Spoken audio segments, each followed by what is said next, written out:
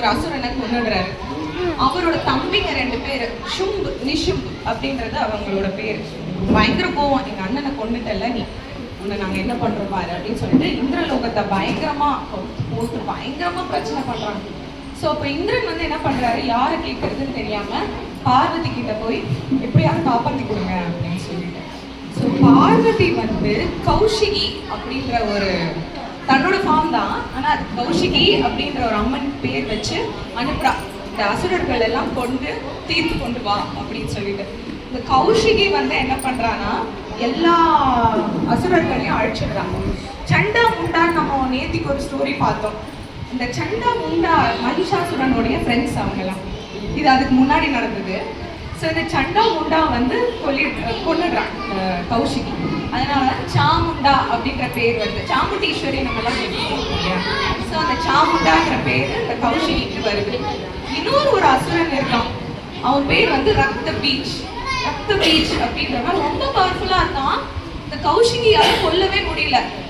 அப்ப கௌஷிகியோட நெட்ரிக் கண்ல இருந்து ஒரு ஒரு ஃபார்ம், ஒரு தேவி காடஸை உருவாக்குறா.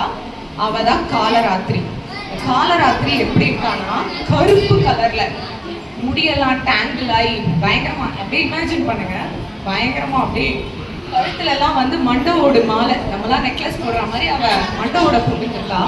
நாக்கு இவ்வளவு பெருசா இருக்கு, அப்படியே ரத்த கலரியோட பயங்கர ரத்தமா, she looks very fearful. So அவளை உருவாக்குறா. ஸோ இவ வந்து மற்ற அசுரர்கள் எல்லாரையும் அழிச்சிடுறான். ஆனா இந்த ரத்த பீச்சை மட்டும் அழிக்க முடியல. ஏன்னா இந்த ரத்த பீச்சுக்கு வந்து ஒரு வரம்பு இருக்கு.